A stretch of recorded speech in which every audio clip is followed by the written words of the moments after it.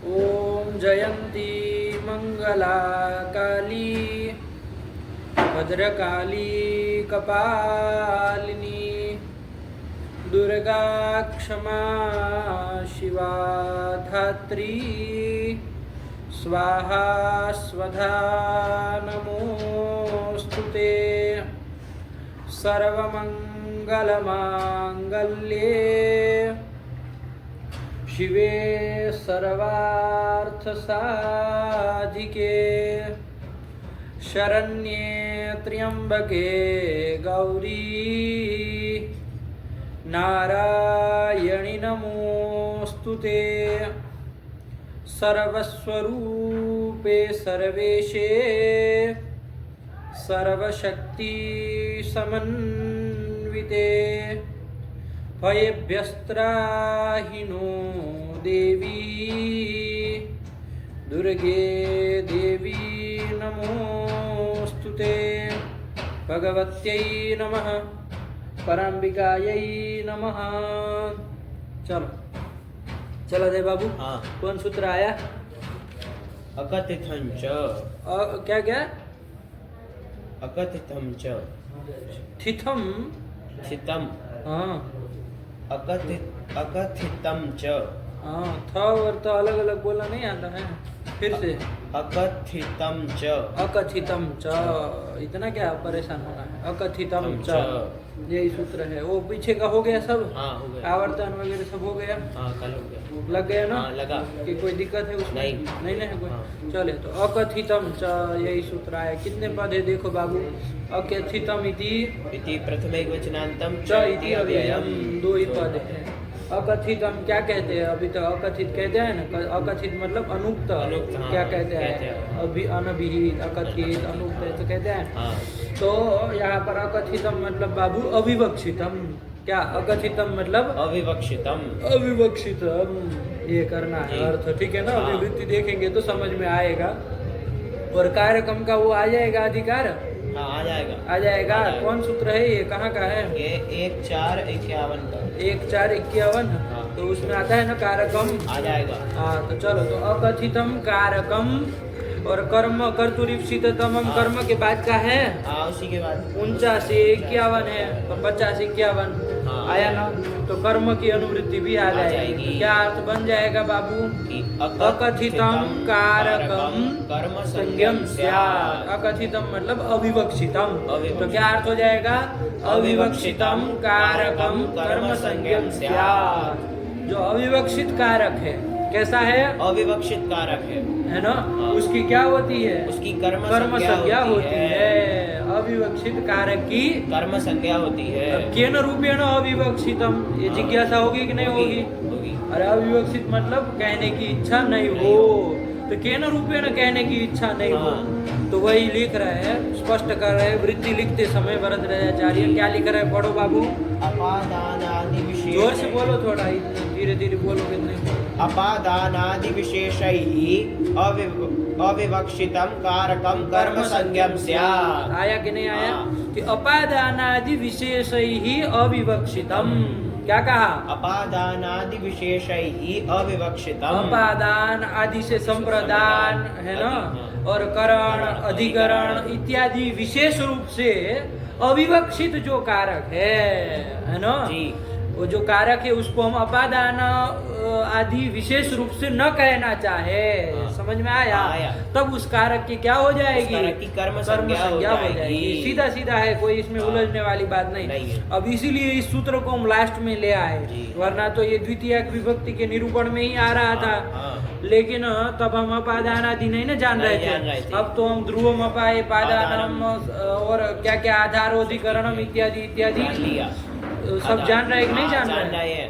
हाँ तो अब कोई दिक्कत तो उसमें है नहीं है। तो अब आप अच्छे से इसको लगा सकते हैं। तो क्या कहना चाह रहे हैं कि अपादानादि विशेषैः अविवक्षितम।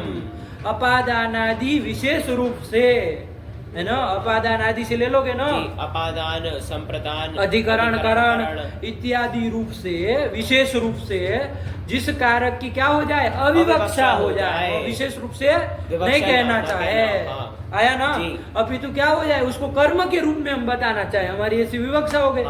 है ना, कर्मत्वेन रूपेण मान लीजिए विवक्षा हो जाए, मतलब अपादानादि रूप से विवक्षा नहीं है, तो वहां पर उसकी उस कारक की क्या हो जाएगी, कर्म संज्ञा हो जाएगी। और कर्म संज्ञा हो जाएगी तो अनुक्ते कर्मणि द्वितीया स्यात्, कर्मणि द्वितीया से द्वितीया हो जाएगी। समझे? यही है कर्तुरीप्सिततमं कर्म, जिस तरह से कर्म संज्ञा कर रहा था ना, वैसे ही अकथितम च भी कर्म संज्ञा करने वाला सूत्र है। आया ना? आया। चलिए, किसकी करता है, क्या करता है, समझ में आया कुछ? नहीं आया? पढ़ो।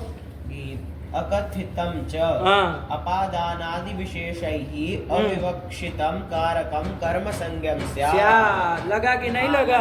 वही लिख रहे, देखो 5 नंबर टिप्पणी स्पष्ट कर दिए है 5 नंबर। क्या दिया?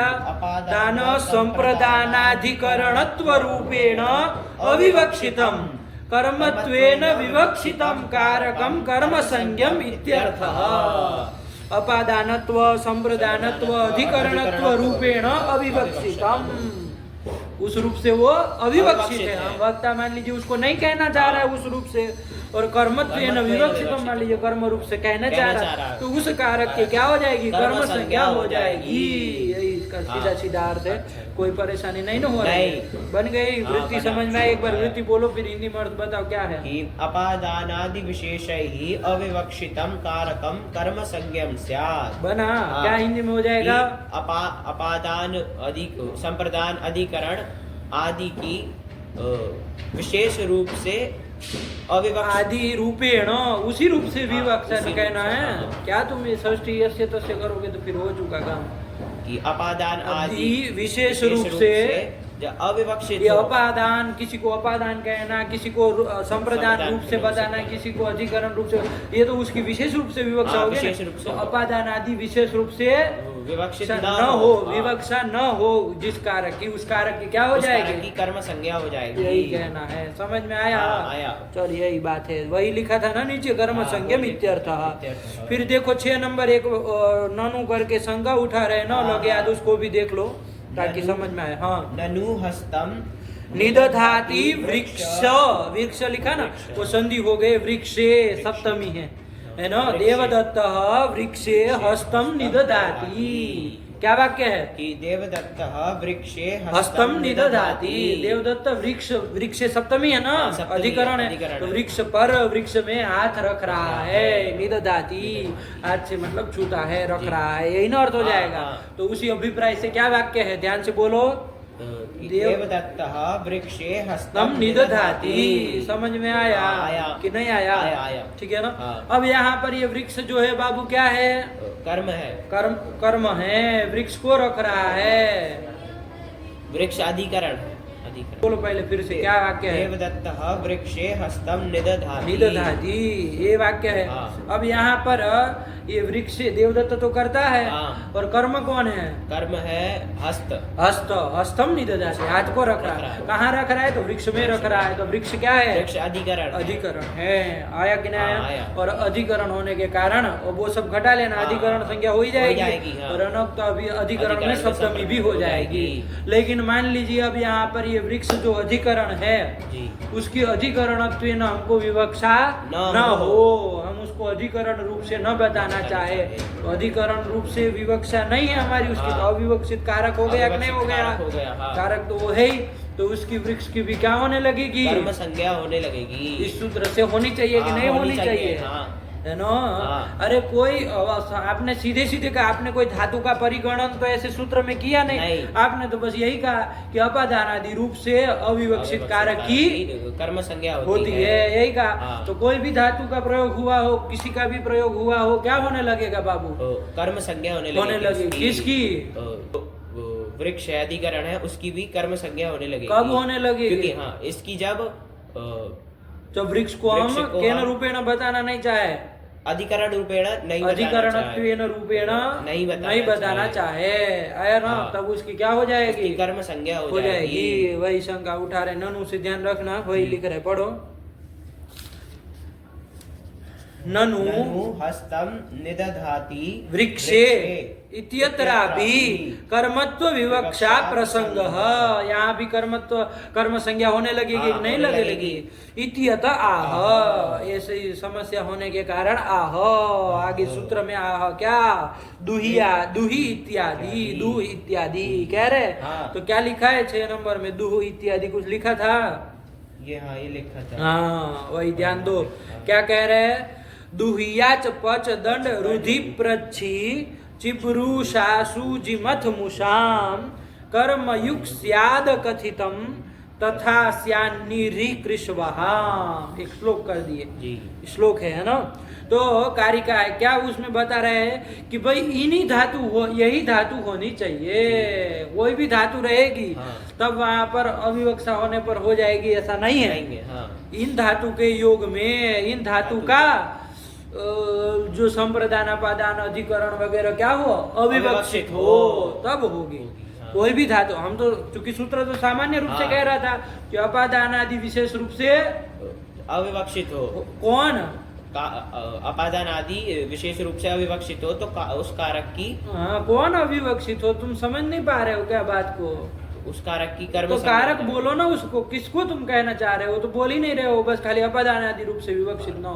कारक की कर्म संज्ञा हो जाएगी। क्या कारक की कर्म संज्ञा हो जाएगी? कभी भी कारक की विवक्षा। अपादान आदि विशेष रूप से अविवक्षित हो तो जो कारक है उसकी कर्म संज्ञा हो जाएगी, है ना? जब उस कारक को हम अपादान आदि विशेष रूप से न कहना चाहते तब उसकी क्या हो जाएगी? उसकी कर्म संज्ञा हो जाएगी। कर्म संज्ञा हो जाएगी। तो सामान्य रूप से कह रहे थे। तो कोई भी कहीं पर भी किसी भी धातु का प्रयोग हुआ हो तो वहां पर हम क्या कर लेते हैं? अविवक्षा होने पर कर्म संज्ञा कर लेते, नहीं कर लेते? कारक की कर लेते। जैसे वृक्ष हस्तम निदधाति वाक्य में भी हम करने लगते हैं। वृक्ष अधिकरण की अधिकरण रूपेण विवक्षा नहीं होती तो क्या करने लगते हैं? तो जो वृक्ष कारक है उसकी कर्म संज्ञा करने लगते, लेकिन अब नहीं कर सकते क्योंकि ये धातु का परिगणन कर दिया है कि इतने धातुओं में ही करना। ठीक है ना? तो वही कारिका है, बोलो उसको। दुहियाच, दुह देखो, दुह अलग निकाला, याच अलग है ना? ये सब धातु गिना ही है। दुहियाच पच दंड रुधि प्रच्छी चिब्रूषासु जिमथ मुषाम। कितने हैं इसमें? गिनो तो जरा। दुह धातु हो गए, गिनते चलो। दुह, याच, पच, दंड, रुधि, प्रच्छी, ची, ब्रू, शासु, जी, मथ और मुष। 12 हुई कि नहीं हुई? हाँ, अभी खत्म नहीं हुआ, आगे भी थोड़ी गिनाई है ना दूसरी पंक्ति में भी। कर्म युक्त स्याद कथितम तथा स्यात्। उसके बाद देखो फिर गिना रहे। ये कितनी है देख लेना। नी और नहीं है, अणीय प्रापण है, वही नी है। फिर री हरणे नहीं है। हाँ, फिर कृष विलेखन है। और वह प्रापण है। कितनी गिनाई यहाँ पर? यहाँ कितनी गिनाई? खाली उत्तर वाली पंक्ति में 4 गिनाई। तो उसमें 12 और 4 टोटल 16। इन धातुओं का जब प्रयोग हुआ होगा तभी वहां पर इस तरह से अविवक्षित कारक की क्या होगी? कर्म संज्ञा हो जाएगी। यही परिगणन कर रहे, समझे? कोई भी धातु का प्रयोग में नहीं हो पाएगा। आया ना? अब देखो इसमें जो जितनी गिनाई वो निद धातु में कौन धातु था? नि उपसर्ग पूर्वक धान धातु था। दधाति किसका बनता है? धा धातु का। दुधाय धारण पोषण है। देखो आई है वो गिनाई है, 16 में गिनाई है। दुह, याच, पच, दंड, रुधि, प्रच्छी, ची, ब्रू, शासु, जी, मथ, मुष। आइए इसमें 12 बने हैं। उसमें देख लो नी, री, कृष और वह नहीं आई है। अब इसीलिए इन धातुओं का प्रयोग जब हुआ हो तो वहां पर अविवक्षित कारक की कर्म संज्ञा नहीं होगी। इन धातुओं का प्रयोग नहीं हुआ। अरे निद धातु का है ना? तो 16 में से कोई धातु है? इन 16 में से कोई तो धातु इनकी प्रयोग हुआ हो वहां पर ये अविवक्षित कारक की कर्म संज्ञा ये सूत्र नहीं करेगा। इस सूत्र को नियंत्रित कर दिया कि इन 16 धातुओं के प्रयोग में ही ये करना। जी, समझे? इन 16 धातुओं के प्रयोग में ही क्या करना? अविवक्षित कारक की कर्म संज्ञा क्या करना? अविवक्षित कारक कहोगे तुरंत प्रश्न आएगा, केन रूपेण अविवक्षित? तो अपादानत्वादि रूपेण अविवक्षित। ध्यान से, अपादानत्व आदि ऐसे कर रहे तो अपादानत्वादि या तो ऐसा नहीं बोलना है जैसे लिखा अपादानादि विशेष रूप से, है ना, आदि से क्योंकि और भी लेना है ना, तो अपादानादि विशेष रूप से जो अविवक्षित कारक है उसकी कर्म संज्ञा हो जाएगी। लेकिन कब होगी? ये 16 धातुओं के प्रयोग हुआ हो तभी होगी। आया ना? यही ये परिगणन कर दिया कि इन्हीं धातु के उसमें होती है। चलो देखो अब पढ़ो उस कार्य के श्लोक को पढ़ो तब तो समझ में आए। द्वियाच पच दंड रुदि प्रची जीव रू शासु जी मत मुशाम, ये श्लोक ही है, श्लोक की तरह याद करना है इसको, है ना। दुहियाच पच दंड रुधि प्रच्छी चिब्रू शासु जी मत मुशाम कर्म युक्स्याद कथितम। कर्मयुक्त स्याद कथितम। हाँ, ध्यान से अक्षर देख करके एक एक अक्षर ध्यान से बोलना है। कर्म युक्स्याद कथितम कर्मयुक्त स्याद कथितम तथा स्यान्निह्रि कृष्वः। तथा स्यान्निह्रि कृष्वः। हाँ, ऐसे साफ एकदम, बिल्कुल वो नहीं, अशुद्धि चाहिए ही नहीं हमको। ठीक हुआ? हाँ। नहीं समझ में आया? चलो थोड़ा सा अक्षर देखते हुए बोलो, कुछ उसमें है नहीं, सरल ही है। अरे धातु ही तो गिना ही है। ये हाँ। इसमें गुरुजी पहला पाद कहाँ तक बोलना है? दुहियाच, देखो ना, दुहियाच पच दंड रुधि प्रची, आ जाएगा ना? आ जाएगा। चिब्रूषा सूजिमथ मुषाम कर्म युक्स्याद कथितम तथा स्यान्निह्रि कृष्वः, यही तो है। दुहियाच पच दंड रुदि प्रची। दंड दंड मत करो, हलंत है वो सब, खींचो मत, जैसे लिखा वैसे। दुहियाच पच दंड रुधि प्रची दुहियाच पच दंड रुदि प्रची चिब्रूषा सूजिमथ मुषाम कर्म युक्स्याद कथितम तथा स्यान्निह्रि कृष्वः, यही है। आया? चलो तो यहाँ पर ये तेषाम है ना, देखो 12 इधर लिए हैं मुसाम तक और 4 लिए इधर वहाम तक। निह्रि कृष्वहाम हो जाएगा ना? हो जाएगा। कृष्वहाम कर्म युक्त स्याद कथितम। अब ये लिख रहे हैं ना कि इनका जो अविवक्षित अकथित मतलब अविवक्षित क्या होगा? कारक होगा। केन रूपेण अविवक्षित? अपादानादि विशेष रूप से अविवक्षित जो कारक होगा उस कारक की कर्म संज्ञा होगी। और किसी का यदि अपादानादि और किसी धातु का यदि कोई कारक होगा वो भी अविवक्षित होगा तो भी उसकी कर्म संज्ञा नहीं होगी। 16 धातुओं के ही होगा। समझ में आया? लगी ना?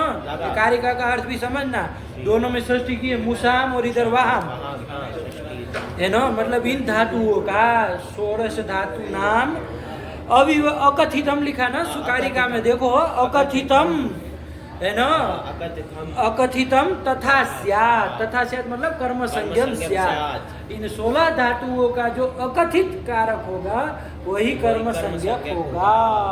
समझे क्या? कि इन 16 धातुओं का जो अकथित कारक, अकथित मतलब अविवक्षित कारक होगा, उसी की कर्म संज्ञा होगी। आया ना?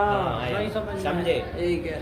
और किसी का यदि और किसी धातु का यदि अकथित कारक होगा तो उसकी कर्म संज्ञा नहीं होगी। यही ना नियंत्रित कर दिया। यदि ये परिगणन नहीं करते भगवान भाष्यकार जी, है ना, तब तो सब जगह होने लगता। सब जगह समझ रहे हो? निध धातु के जो वो है अधिकरण, वहाँ पर भी अविवक्षा होने पर क्या होने लगती?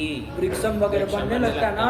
तो यदि वृक्षम बन जाता तो वहाँ भी अनिष्ट क्या बनने लगता? हस्तम निदधाति, हस्तम निदधाति वृक्षम, ऐसे बनने लगता अनिष्ट। ये नीर पूर्वक धा धातु जो है वो भी द्विकर्मक होने लगती। क्या होने लगती? द्विकर्मक होने लगती। अरे दोनों कर्म उसके भी होने लगते, द्विकर्मक होने लगती। आया कि नहीं आया?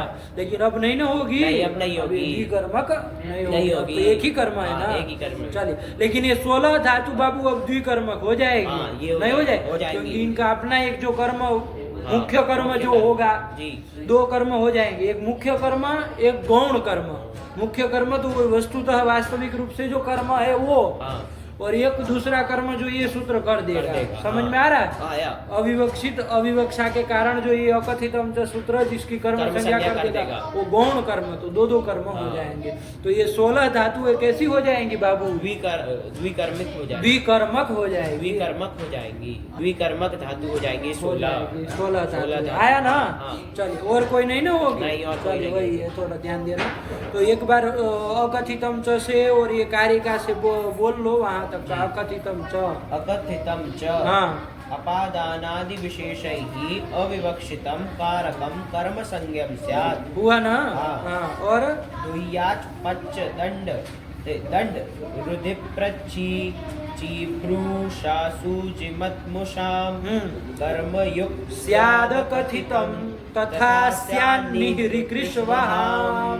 ये कर दिया कि ये शाम से 16 धातुओं पकड़ लोगे ना, इनका ये शाम अकथितम कारकम तथा स्याद मतलब कर्म संज्ञम स्याद, ये हो जाएगा। आया ना? लेकिन एक शब्द बाबू इस कारिका में एक नया सा पड़ा है ना? कौन सा शब्द है?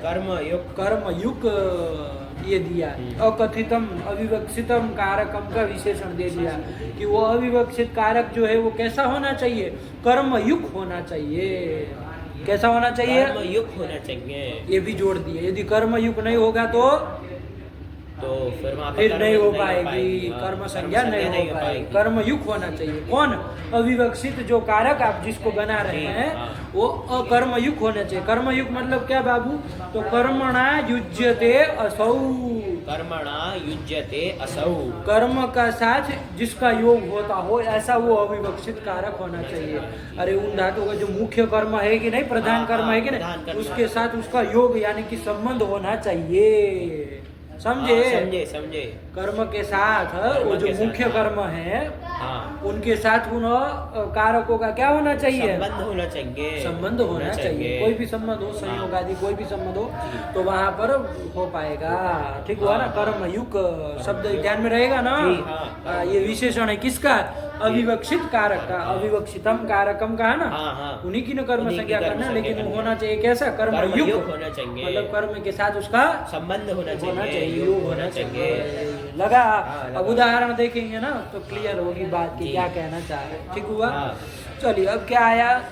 गाम दोग्धी पयः, ये ले आए। देवदत्त गोहो दोग्धी पयः, ऐसा था। देवदत्त गाय से दूध निकाल रहा है, गाय से दूध दूह रहा है। आया ना? तो ध्यान देना बाबू, क्या यहाँ पर देवदत्त जो है वो दूध निकाल रहा है। किससे निकाल रहा है? गाय से निकाल रहा है। तो गाय जो है वो क्या है जरा बताओ तो? दूध निकालेगा तो गाय और दूध का क्या होगा? अपाय न होगा? अपाय होगा। उसमें ध्रुव कौन है? ध्रुव है दूध। नहीं, गाय।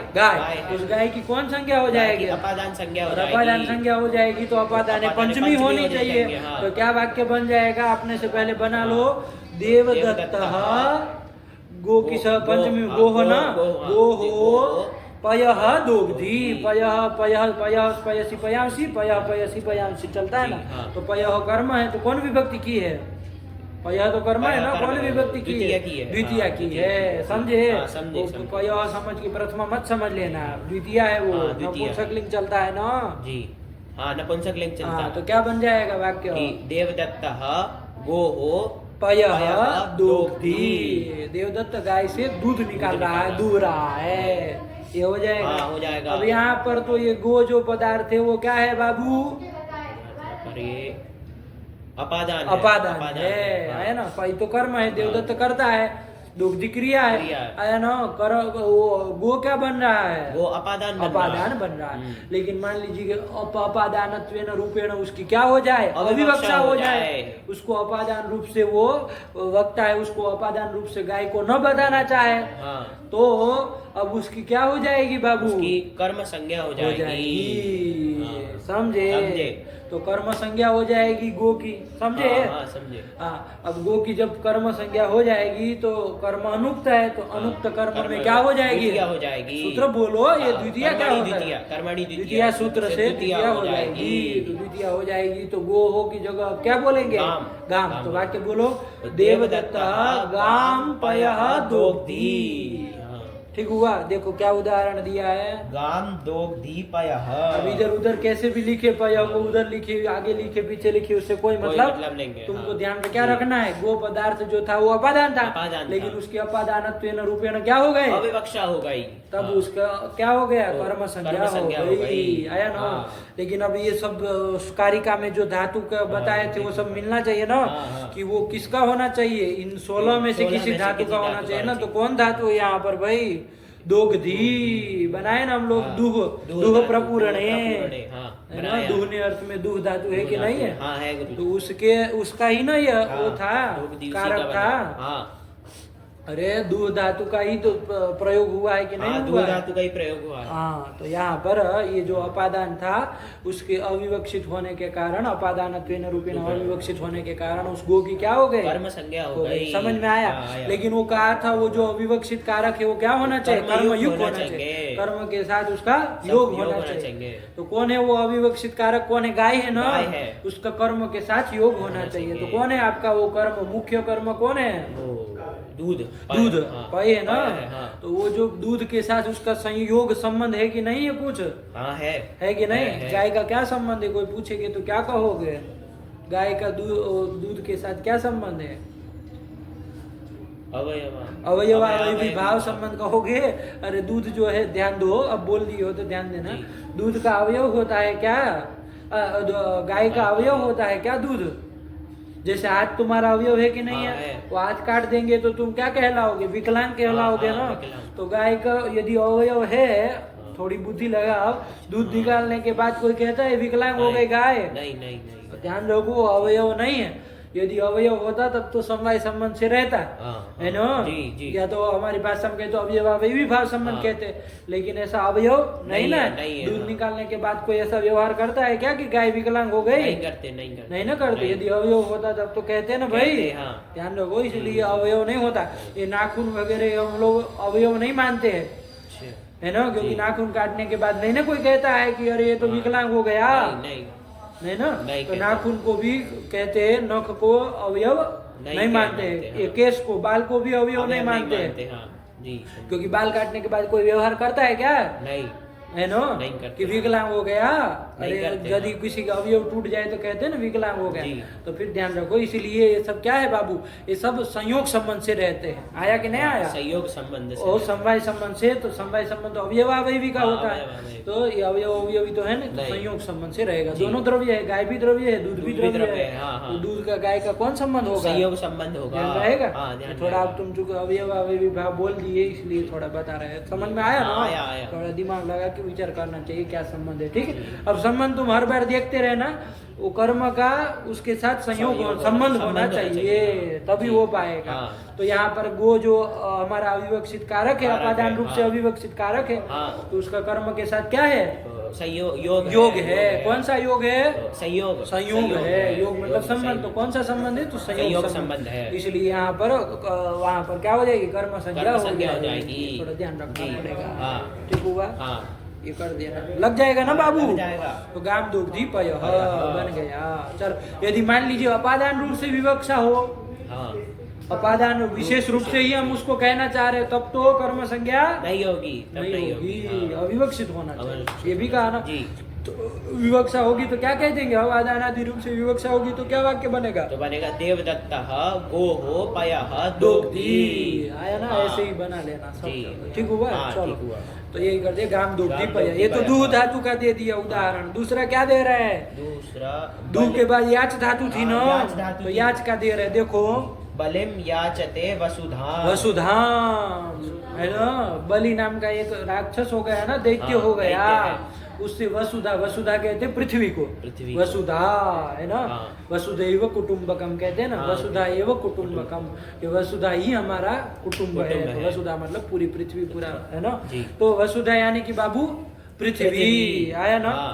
तो बलिम याचते वसुधाम, तो बलि से वसुधा मतलब पृथ्वी की क्या करते हैं, याचना कर रहे करते हैं। हैं। क्या है, रोको तो, बलिम याचते वसुधा, बलि से पृथ्वी की याचना कर रहे हैं। कौन किए थे?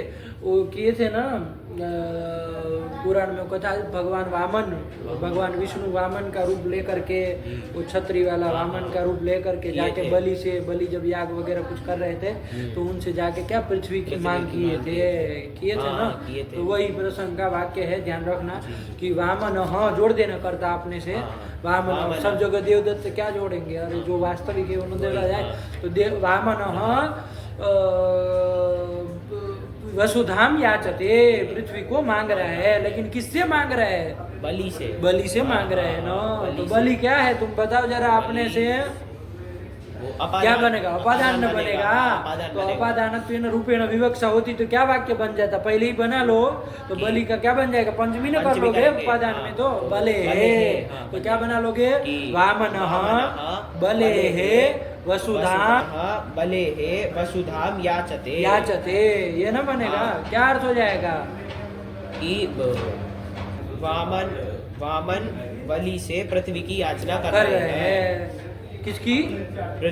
पृथ्वी की याचना कर। तो क्या बन जाएगा? वामन वसुधाम याचते, किससे? तो बले है, ये कर दिया। अब वो बलि अपादान है, लेकिन अपादान रूपेण क्या हो जाए? उसकी अविवक्षा हो जाए। आया कि नहीं आया? तब वहां पर क्या हो जाएगा? कर्म संज्ञा हो जाएगी। किसकी? तुम्हारी नहीं, ये बलि की कर्म संज्ञा हो जाएगी। आया ना? तो देखो यहाँ पर बलि की कर्म संज्ञा कर दो, कर्म संज्ञा हो जाएगी तो कर्म अनुक्त है ना। कर्म अनुक्त है तो कर्म में कर्मणि द्वितीय से द्वितीय हो जाएगी। तो बले न बन के क्या बनेगा? बलिम। तो क्या वाक्य बन जाएगा? वामन बलिम वसुधाम याचते बन जाएगा। यही तो बना लिया, बलिम याचते वसुधाम।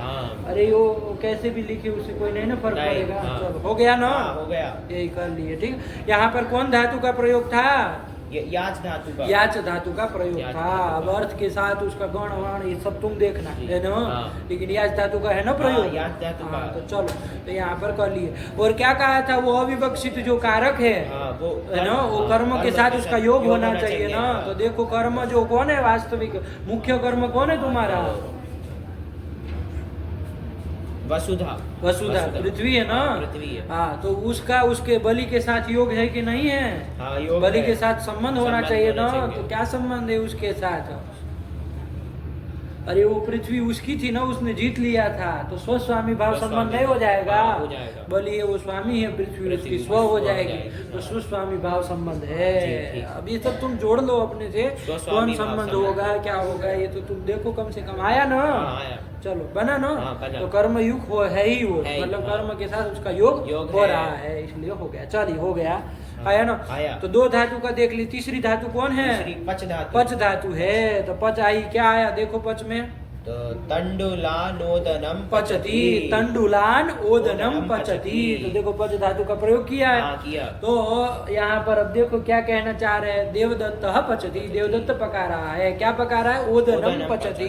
तो ओदन तो कर्म है ही, ओदन कर्म है ना। तो उसमें तो द्वितीय कर देंगे, देवदत्त ओदनम पचती। लेकिन प्रश्न होगा ना, किससे बना रहा है? ओदन किससे बना रहा है? भात जो है वो किससे बना रहा है? तो तंडुल से बना रहा है, चावल से बना रहा है, चावल से बना रहा है। तो ध्यान रखना क्या ये बनेगा? ये बनेगा चावल जो है, तंडुल है, वो क्या वस्तुतः क्या है? वो अपादान। ध्यान रखो ना, अपने तंडुल के द्वारा न बना रहा है, तंडुल के द्वारा बना रहा है ना। तंडुल से खींच के ओदन थोड़ी न बना रहा है। तुम ऐसी बात कर रहे हो? अपाय हो रहा है क्या? नहीं, अपाय नहीं हो रहा। तंडुल से निकल कर ऐसा है कुछ? तब फिर ध्यान रखो, करण न है। तंडुल के द्वारा खाली से देख करके नहीं लगाया जाता, ध्यान देना पड़ता है क्या है। ऐसे कारक का विचार करोगे तो चलो, तंडुल के द्वारा ओदन बना रहा है। ओदन और तंडुल में अंतर समझ रहे हो ना? तंडुल मतलब वो चावल जो ऐसे ही होता है ना, और ओदन मतलब भात जो बन जाके बनता है ना वो। तो तंडुल के द्वारा क्या बना रहा है? ओदन बना रहा है। जैसे आटे वगैरह के द्वारा रोटी बनाई जाती है ना, तो वैसे तंडुल के द्वारा ओदन बना। तो तंडुल जो है वो क्या है वस्तुतः बाबू? करण है। तो करण में तो तृतीय हो जाएगी। तो तंडुलई ही ज्यादा होते हैं ना। तो क्या बन जाएगा वाक्य? देवदत्त तंडुलई ओदनम पचती। देवदत्त तंडुल के द्वारा ओदन पका रहा पका रहा है, है। ये हो जाएगा। हाँ। अब मान लीजिए इस तंडुल की करणत्वेन विवक्षा न हो, हाँ है ना, हाँ। करण विशेष रूप से मतलब करणत्वेन रूपेण विवक्षा न हो। न हो, हाँ। तो यहाँ पर ये जो तंडुल कारक है, हाँ, कारक तो ही ना, कारक है। तो उसकी कौन संज्ञा हो उसकी जाएगी? कर्म संज्ञा हो जाएगी। है हाँ, ना? हाँ, हाँ। कौन धातु का? पच धातु का ही न है, हाँ, पच धातु का ये है ना कारक, तो उसकी क्या हो जाएगी? अविवक्षित कारक की कर्म संज्ञा हो जाएगी। कर्म संज्ञा हो जाएगी हाँ। कर्म संज्ञा। तो चलो कर्म संज्ञा हो जाएगी। कर लो, कर्म संज्ञा उसके द्वारा, है नो। तो कर्म संज्ञा कर लोगे तो क्या बन जाएगा? अरे कर्म संज्ञा कर लोगे तो क्या कर्म हो संज्ञा जाएगा? कर लेंगे तो ये जो तंडुल है उससे कर्मणि द्वितीय अनुक्त, तो कर्म में द्वितीय हो जाएगी। द्वितीय हो जाएगी। तो अब तंडुल ही ना कह के क्या कहोगे? तंडुलान, लान, ये बहुवचन बहुवचन करेंगे। तंडुलान कह देंगे तो क्या बन जाएगा? देवदत्तः तंडुलान ओदनम पचति। वही तो लिखा है हाँ। नहीं समझे? समझे। देखो, अब व्याकरण नहीं पढ़ा वो, इसका कोई मतलब कुछ नहीं निकाल पाएगा। निकाल पाएगा? नहीं। वो तो कहेगा ये क्या लिखा है, कुछ समझ में ही नहीं आ रहा। तंडुलान ओदनम पचति, क्या समझेगा उससे? नहीं ना, वो नहीं। व्याकरण होगा वही निकाल पाता है कि क्या कहना चाह रहे हैं, ठीक है ना? जी। तो चलिए, तो ये कर लिया। हाँ। अब कर्मयुक्त तुम जोड़ी लोगे ना, हाँ, कर्मयुक्त कर्म के है। कल पूछेंगे जी, ठीक। सबका बनाना, और ये कर्म के साथ उसका तंडुल का योग होना चाहिए। कर्म कौन है? कर्म है ये ओदन। वो धन, कर्म है। उसके साथ उसका योग होना योग होना चाहिए। तो चाहिए। क्या योग संबंध है उसका तंडुल का? दोनों के बीच क्या संबंध हो जाएगा? संयोग संबंध। संयोग कैसे हो जाएगा भाई? अरे संयोग कैसे हो जाएगा दोनों का? प्रकृति विकृति भाव, प्रकृति विकृति भाव संबंध हो जाएगा। अरे वो प्रकृति है ना, हाँ, तंडुल। प्रकृति जिससे बनाया जाता है वो प्रकृति, हाँ। जिसको बनाया जाता है वो विकृति, विकृति, हाँ, हाँ। है ना। जैसे दूध से दही बनाया जाता है, हाँ। दूध है वो दही, दूध है वो दूध क्या वो है? प्रकृति है। और दही क्या हो जाएगी? विकृति हो जाएगी, जाएगी। हाँ। ऐसे ही यहाँ पर भी प्रकृति विकृति विकृति भाव भाव है। इस तरह से संबंध बना लेना, जी। बन जाएगा, कोई दिक्कत नहीं। कर्म के साथ कहने का तात्पर्य योग योग होना होना चाहिए। चाहिए। चलिए कर लिए, फिर आगे चले। हाँ। तो कितनी धातु देख लिए बाबू? दू, तीन। याज, पच, याज, पच। और फिर आई कौन आई? अब दंड। दंड, चौथी धातु आई। उसका उदाहरण दे रहे, पढ़ो। गर्गान शतम दंडयति, राजा गर्गान शतम दंडयति। राजा जो है वो गर्गों से क्या 100 रुपया दंड लेता है, दंड वसूल। दंडयति मतलब क्या? दंड ले रहा है, वसूलता है, यही ना हुआ। हाँ। तो गर्गों से 100 रुपया वसूल रहा है। कौन? राजा। कुछ गलती की होगी हाँ। गर्गों ने, गर्ग नाम के कोई लोग हैं, उन्होंने कुछ गलती की होगी, तो उसके रूप में क्या किया जा रहा है? उससे 100 रुपया दंड के रूप में वसूला जा रहा है। राजा के, हाँ। राजा वसूल रहा है। जी। तो राजा शतम दंडयति, राजा 100 वसूल रहा है। किससे? तो गर्ग से। गर्ग से। अब बताओ कौन है गर्ग? वस्तुतः यहाँ पर अपादान अपादान होगा ना? हाँ, अपादान। समझ में आ रहा है? क्योंकि गर्ग से 100 रुपये जाएंगे ना, जाएंगे, तो हाँ, अपाय हो रहा अपाय हो है। रहा है। उसमें ये ध्रुव है गर्ग, ध्रुव, इसलिए हाँ। गर्ग पंचमी जो लोग हैं हाँ। वो सब क्या हो जाएंगे? अपादान हो अपादान हो जाएंगे। जाएंगे। अपादान में पंचमी हो जाएगी, हाँ, पंचमी हो जाएगी। पंचमी ना हो जाएगी। अरे अपादान रूप से जब विवक्षा होगी, पहले वो वाक्य बनाओ, तो अब ना फिर समझेंगे समझेंगे, अविवक्षा हाँ। होगी तो क्या बनेगा। जी। पहले वही बना कि वस्तु तो वो अपादान है, तो क्या बन रहा है, और जब अविवक्षा होगी तब क्या बनेगा। यही क्रम रखो सब जगह, वरना खच पच करोगे, कभी वो बनाओ कभी वो बनाओ। यदि अपादान वो है, हाँ। अपादानत्वेन रूपेण उसकी विवक्षा विवक्षा हो, हो। तब तो क्या बन जाएगा? पंचमी ना हो पंचमी हो जाएगी। जाएगी। तो गर्ग का पंचमी करोगे ना, बहुत सारे बहुवचन है, बहुत तो सारे। क्या कर लोगे? राजा गर्गाभ्यः गर्गा थोड़ी राम का, राम क्या बनता है पंचमी में?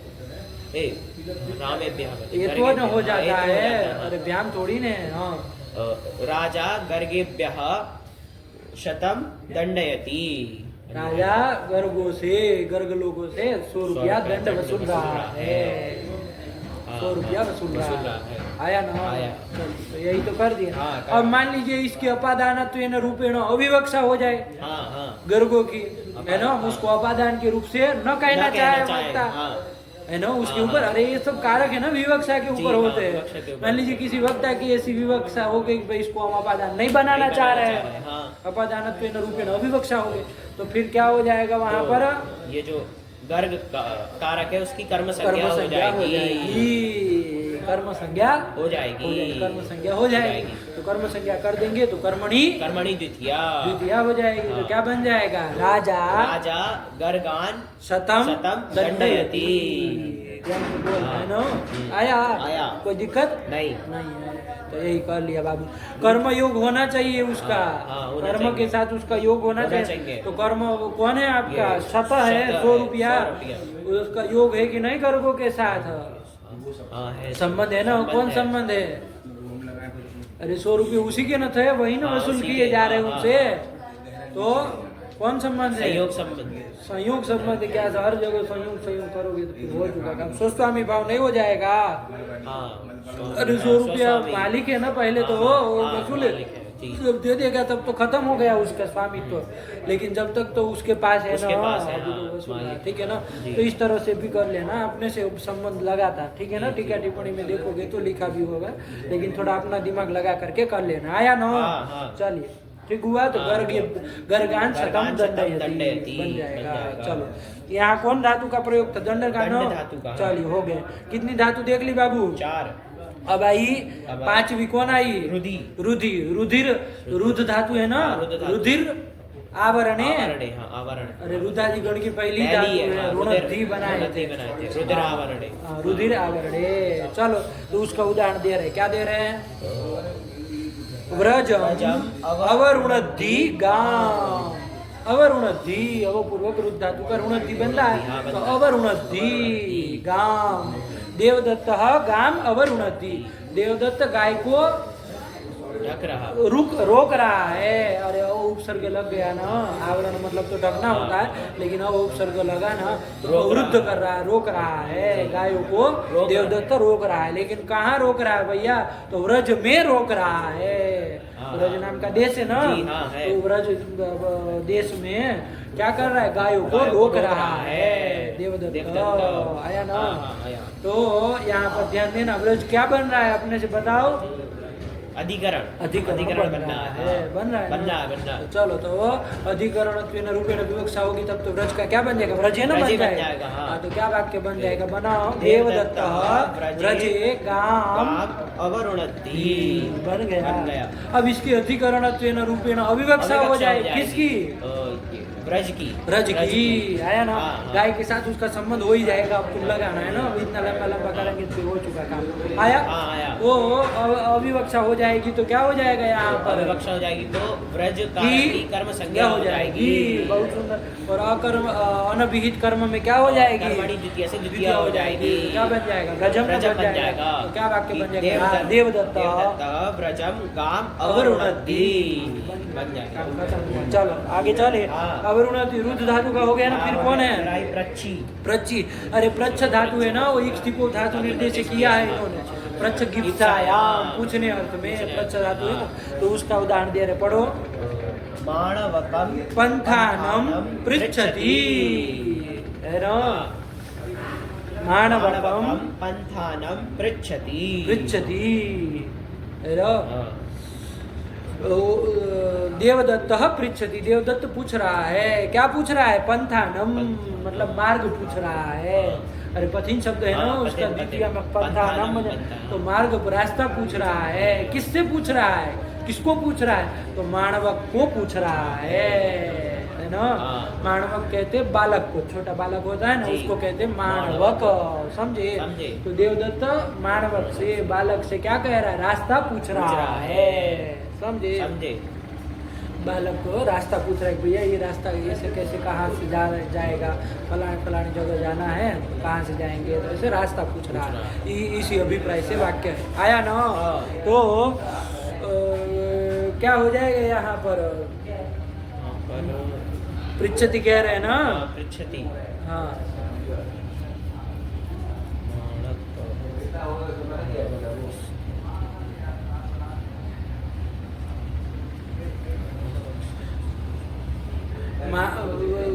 क्या तात्पर्य? थोड़ा ध्यान से लगाओ तब ना समझ में आएगा। देवदत्त माणवक से रास्ता, माणवक को रास्ता पूछ रहा है। आया नो? माणवकायो संप्रदान न हो जाएगा। नो क्या हो जाएगा? संप्रदान हो जाएगा। हेलो, क्या हो रहा है? संप्रदान हो रहा जाएगा, हो जाएगा ना। मानव को पूछ रहा है ना। हाँ। मानव काय पृच्छति, पृच्छति। मानव को पूछ रहा है, हो जाएगा ना। हाँ चलो देखना इसका वो टीका में देखना थोड़ा जी। कि क्या रूप से हमको लग रहा है कि संप्रदान ही न होना चाहिए, नहीं होना चाहिए हाँ। कि देवदत्त क्या मानव को रास्ता पूछ रहा है। तो यही है, तो संप्रदान रूपेण विवक्षा होगी, तब तो क्या हो जाएगा? तो तब बनेगा वाक्य कि देवदत्तः माणवकाय पंथानम पृच्छति, यही बन जाएगा। लेकिन संप्रदान रूपेण अविवक्षा हो जाएगी, तो क्या हो जाएगा? तो ये अविवक्षित जो कारक है मानवक, उसकी कर्म संज्ञा हो जाएगी। कर्मणि द्वितीया कर लोगे तो क्या बन जाएगा? मानव देवदत्तः माणवकम पंथानम पृच्छति, यही तो बना दी है। ठीक है ना, कुछ नहीं, सरल ही है। देख लेना थोड़ा टीका टिप्पणी में कि किसकी अविवक्षा की है यहाँ पर, है ना। हाँ, थोड़ा ध्यान से, है ना। चलो फिर क्या आया? फिर आया ये कौन हो गया? प्रची हो गया। फिर कौन आई? ची चयन है, चयन करने अर्थ में। चलो क्या उदाहरण दे रहा है? वृक्षम अवचिनोति फलानी, वृक्ष से फलों को चुन रहा है, फलों को वृक्ष से चुन रहा है। देवदत्त फलम अवचिनोति, किससे? वृक्ष से। तो चलो यहाँ पर ये वृक्ष जो है वो क्या बन रहा है? अपादान बन रहा है। तो अपादान में पंचमी होगी, तो क्या वाक्य बन जाएगा? देवदत्तः वृक्षात् फलानी, बहुवचन की है, फलानी अवचिनोति बन जाएगा ना। बन जाएगा। अब जब वो अपादानत्वेन रूपेण उसकी क्या हो जाएगी? अविवक्षा हो जाएगी। वृक्ष कारक की उसकी कर्म संज्ञा हो जाएगी, द्वितीया हो जाएगी, तो क्या बन जाएगा? कि देवदत्तः वृक्षम फलानी अवचिनोति। सीधा सीधा है, कुछ नहीं। चलो फिर आगे ची के बाद कौन है? ची के बाद है ब्रू। ब्रू व्यक्तायाम वाची, ब्रू धातु है ना, व्यक्तायाम वाची, स्पष्ट बोलने अर्थ में, है ना। तो चलो उसका उदाहरण दे रहे हैं। क्या दे रहे हैं? माणवकम धर्मम ब्रूते शास्ति। वाह, ये सास को भी साथ में ले लिए भाई। ब्रू के बाद कौन धातु थी? शासु अनुशिष्ट है, तो उसको भी ले लिए साथ में। तो दोनों का उदाहरण एक ही साथ में पकड़ लेना बाबू, ठीक है ना। तो क्या कह रहे हैं? माणवकम धर्मम ब्रूते, पहले एक को पकड़ो, ठीक है ना। कि मानवक को क्या कह रहा है? धर्मम ब्रूते, धर्म कह रहा है, बता रहा है कि धर्म ऐसा है, धर्म वैसा है। कौन? देवदत्त मानवक को मतलब बालक को धर्म को बता रहा है, मानवक को बता रहा है। ध्यान रखना, आया कि नहीं आया? तो क्या हो जाएगा? मानवक जो है वो संप्रदान न हो जाएगा, संप्रदान हो जाएगा। नहीं हो जाएगा। अरे जैसे उधर चैत्र मैत्राय वार्ताम कथयति था ना, बस तो ब्रूते है, उसमें कौन दिक्कत है? आया ना कि देवदत्त जो है वो बालक को धर्म कह रहा है, समझे। तो क्या हो जाएगा? ये मानवक यहाँ पर संप्रदान हो जाएगा, संप्रदान में चतुर्थी हो जाएगी। तो क्या बन जाएगा वाक्य? देवदत्तः माणवकाय धर्मम ब्रूते।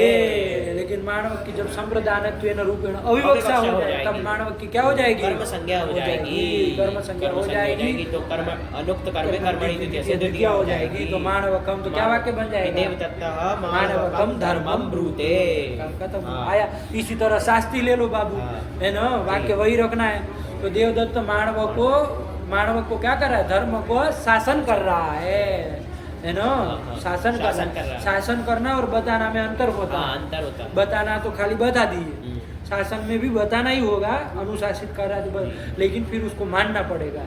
ऐसा होता है ना, ऐसा होता है। शासन कर रहा, अनुशासित करता है। जैसे गुरु शिष्य को अनुशासित करता है, खाली कह दिया तो काम खत्म, न करना है। फिर आपने सुन लिया तो बस भागवत कथा नहीं है, फिर करना। ये हुआ शासन करना और हुआ बताना, अलग है ना दोनों का तात्पर्य, समझे कि नहीं? तो चलो, तो यहाँ पर शास्त्री वही हो जाएगा। मानवकाय धर्मम शास्त्री, मानव को धर्म का शासन कर रहा है। लेकिन जब संप्रदानत्वेन रूपेण अविवक्षा हो जाएगी तो मानवकम बन जाएगा। मानवकम धर्मम शास्त्री बन जाएगा। ये कोई उसमें बड़ी बात नहीं। हो गया, दो धातु साथ में ले लिए। कौन कौन? ब्रू और सासु। फिर कौन आई? फिर जी धातु आई। जी का दे रहे, पढ़ो। शतम जयति देवदत्तम। वाक्य पूरा बोलो तब ना होगा। शतम जयति देवदत्तम। देवदत्तम है ना।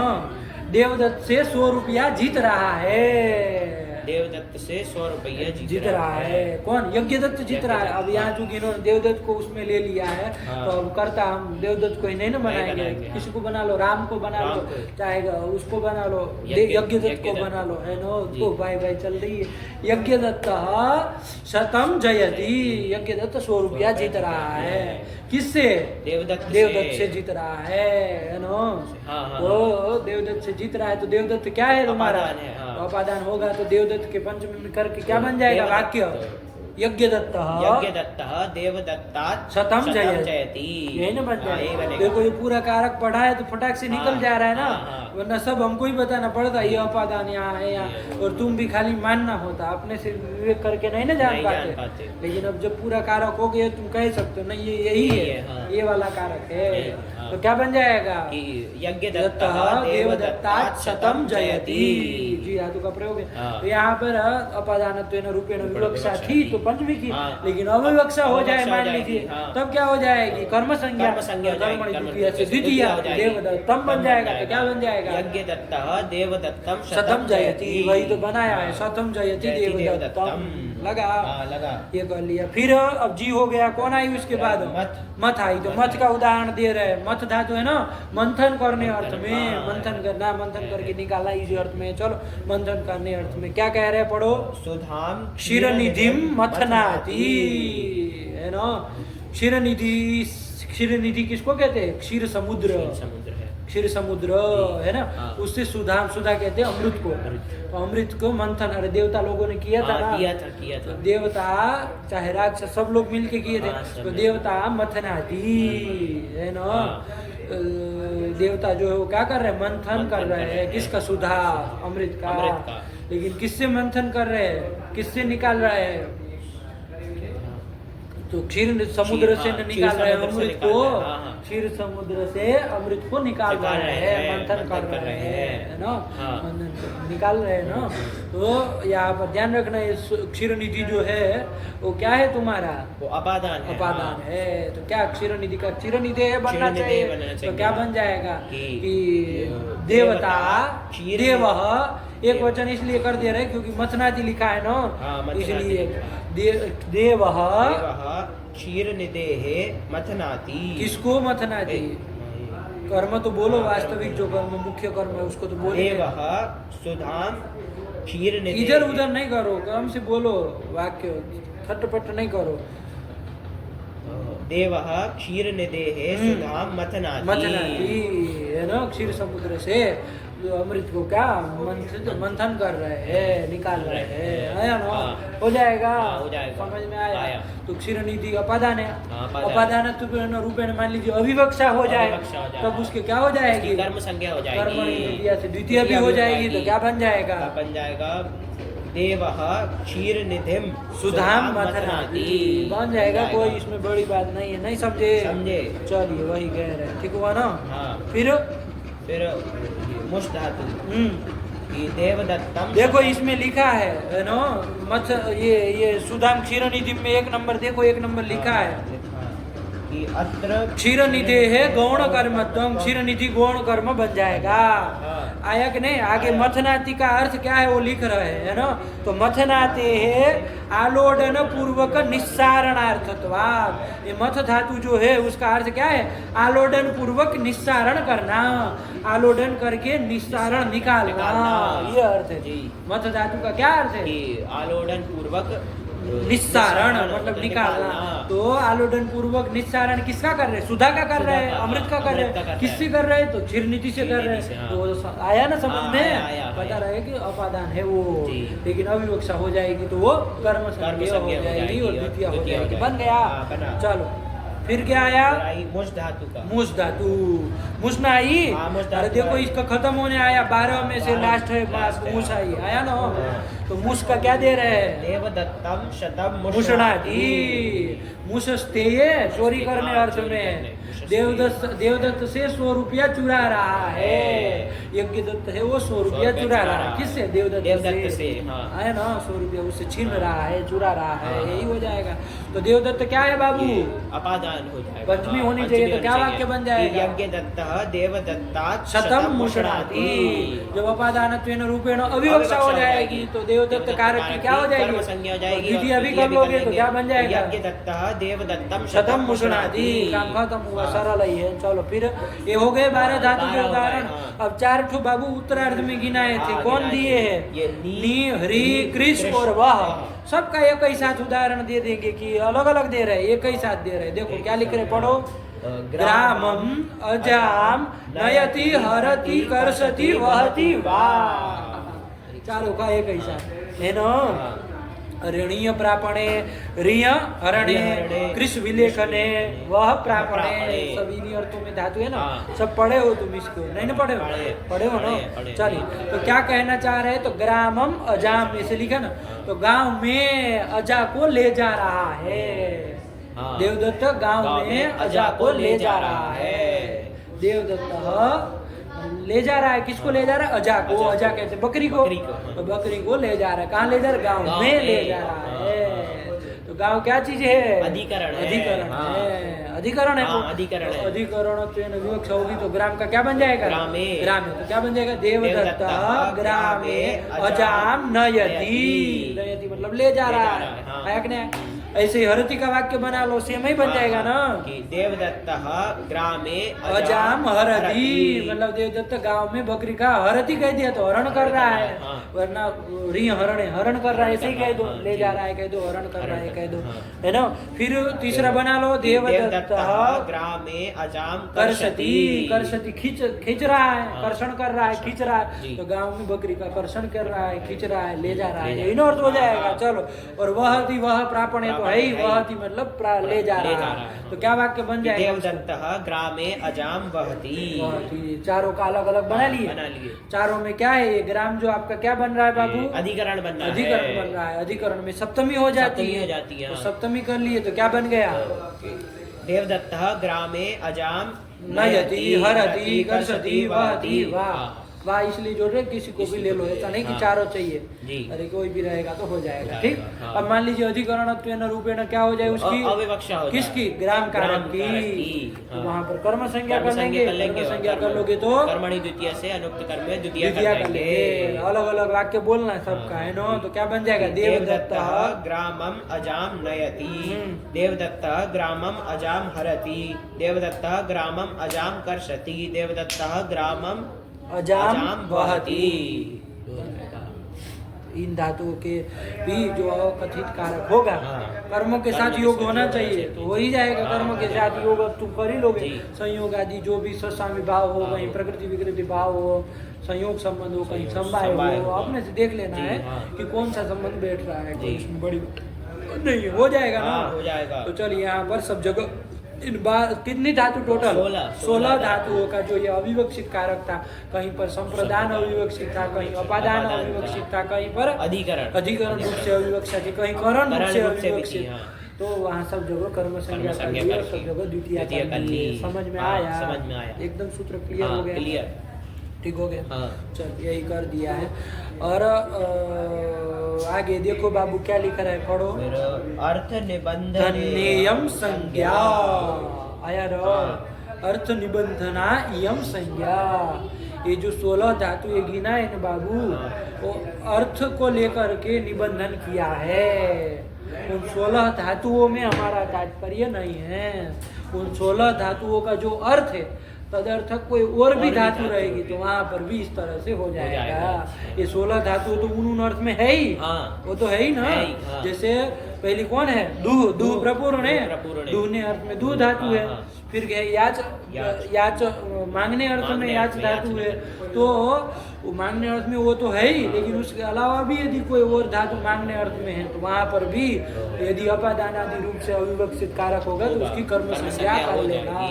हमको 16 धातुओं से, धातुओं में तात्पर्य केवल नहीं कि 16 धातु ही हो, ये तदर्थक यदि कोई अन्य धातु भी होगा, तो वहां पर भी अविवक्षित कारक की कर्म संज्ञा हो जाएगी। यही बात बता रहे, अर्थ निबंधना इयम संज्ञा। ये जो यहाँ पर संज्ञा हो रही है वो अर्थ निबंधना, मतलब इन धातुओं को केवल नहीं लेना है, ये 16 धातु तो है ही इन अर्थों में, लेकिन ये तो अर्थ यदि कोई अन्य धातु भी हो तो वहां पर भी क्या कर लेना, अविवक्षित कारक की कर्म संज्ञा कर लेना। कर्म संज्ञा अर्थ निबंधना इयम कर्म संज्ञा, इयम संज्ञा लगा कि नहीं लगा? वही कह रहे हैं, ठीक हुआ ना बाबू? देखो वही लिखा, 2 नंबर टिप्पणी दिए है, 2 नंबर। हाँ क्या दिए? दुहादि नाम धातु नाम ये अर्था, आया ना कि दुहादि जो 16 धातु उनका ये अर्थ, उनके जो अर्थ है, अरे दुह ना मांग ना इत्यादि जो भी अर्थ है, तदवाचक धातु मात्र निमित्तिका इयम संज्ञा। तदवाचक और भी कोई धातु होगी तो उस निमित्त तक भी ये संज्ञा हो जाएगी।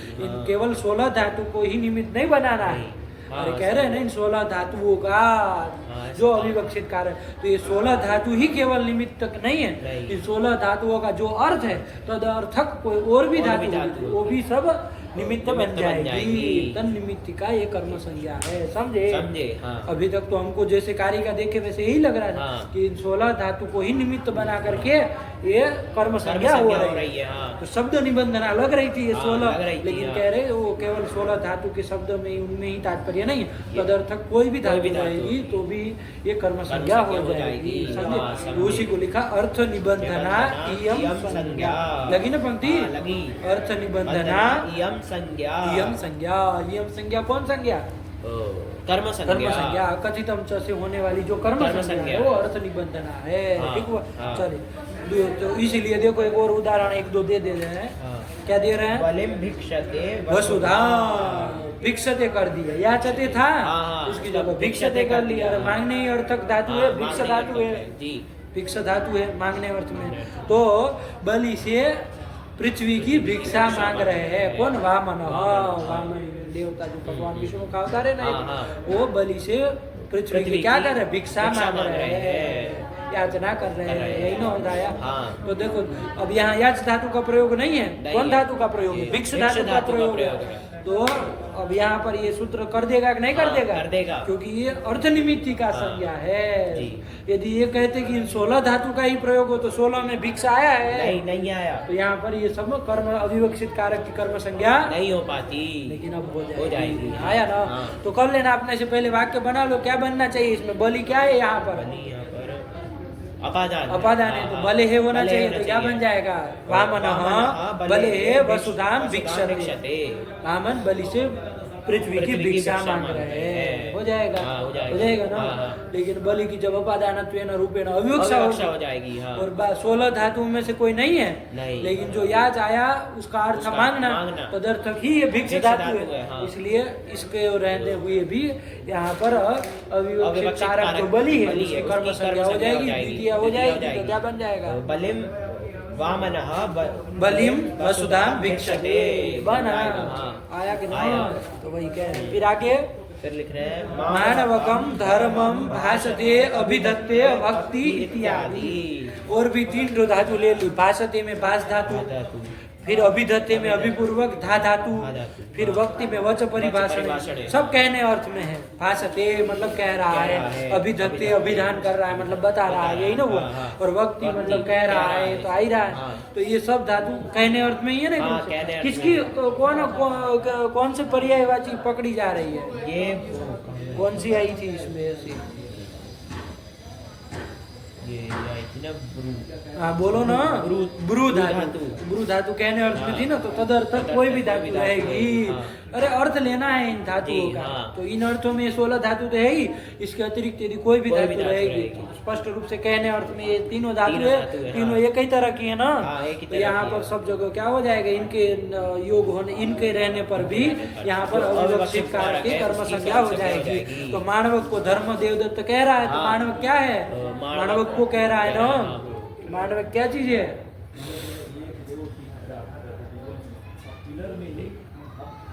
अरे वहाँ करे थे ना हम लोग, संप्रदान है ना भाई। अरे ध्यान रखो भाई, वो जैसे वो चैत्र मैत्र आया वार्ताम कथा यदि की तरह है ना, तो वही कि देवदत्त मानवकाय बन जाएगा ना संप्रदान है तो बन जाएगा। देवदत्त मानवकाय धर्मम भाषते, अलग अलग वाक्य बनाओ।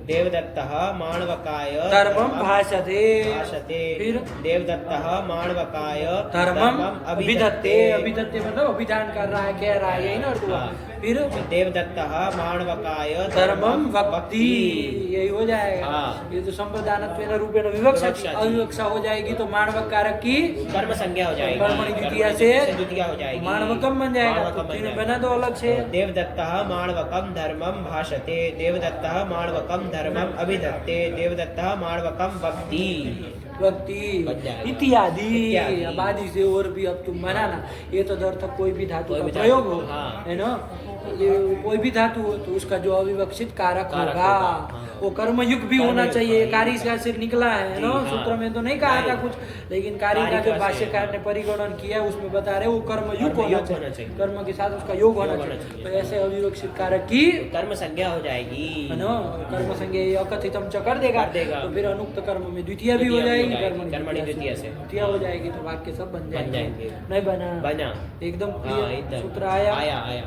फिट है ना। हाँ। चलो, और एक बार लग गया था, ज्ञान रख लेना, जब ये जी। पढ़ लिए हो तो ये सब धातु जितनी भी है 16 चाहे तदर्थक कोई भी धातु, ये सब धातु जब ऐसा होगा, मतलब जब अविवक्षित कारक की कर्म संज्ञा कर दोगे जी। तो ये सब धातु अब द्विकर्मक न बन जाएगी, कर्मक बन जाएगी, दो कर्म न हो हो जाएंगे। जाएंगे, हाँ। उसका एक कर्म तो था ही पहले से हाँ।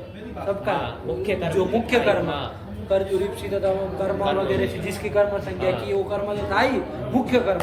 ये इसके द्वारा जो कर्म अविवक्षित कारक की कर्म संज्ञा वो दूसरा हो जाएगा दूसरा हो ना, जाएगा। इसको गौण का कर्म कहते हैं, दो ध्यान में रहेगा ना। हाँ, तो एक वो हो जाएगा मुख्य कर्म, और और एक इसके हो इसके इस सूत्र के द्वारा होने वाला जो कर्म कर्म है है, वो उसको क्या कहेंगे, गौण कर्म कहेंगे। गौण कर्म। तो सब वाक्य में तुमको पता होना चाहिए जी। कि कौन मुख्य कर्म है और कौन गौण गौण कर्म कर्म है, है। ध्यान रहेगा। जैसे हाँ। गाम दोग दीप हमें बता दोगे, गाम बोलो कौन मुख्य कर्म है कौन गौण कर्म जो- है, दोनों बताना है। गाम है वो गौण कर्म गौण है, कर्म है। और ये जो पय है वो मुख्य कर्म है। बस ऐसे सब में बता जी। होना चाहिए। बलि में आ जाते वसुधाम में ये जो बलि में वो गौण कर्म है, वसुधाम जो है वो मुख्य कर्म है। मुख्य कर्म है। हाँ, आया हाँ, आया। ठीक होगा। हम्म। इस तरह से सब में सब पता में होना पता चाहिए। है। पूछेंगे हाँ। फट से कोई पूछ जी, दे जी। कि इसमें मुख्य कर्म कौन है, हाँ। क्योंकि ये बता दोगे तुरंत क्लियर हो जाएगा। हम्म। नहीं हो जाएगा, हाँ, हो जाएगा। ये गौण कर्म है तो पता चलेगा, फिर तुरंत विचार होगा कि भाई केन रूपेण केन विवक्षा रूपेण की विवक्षा है की हो, हाँ। जब इसकी कर्म संज्ञा हुई जी, है ना। आया। चल, तो ये सब बातें ध्यान रखना। हम्म। अब तुम्हारा ये इसी के साथ कारक प्रकरण अब परिसमाप्त हो परिसमाप्त। जाए, लगा ना। हाँ, लगा। अब इसीलिए इसको लास्ट में किया अकथितम चको, क्योंकि पहले करते तो फिर इतना स्पष्ट नहीं नहीं ना होता, होता हाँ। कौन कौन सा क्या कारक क्या, है। हाँ। देखना टीका टिप्पणी जी। बताइए। चलिए रखा जाए। हाँ। भगवती नमः, पराम्बिकायै नमः।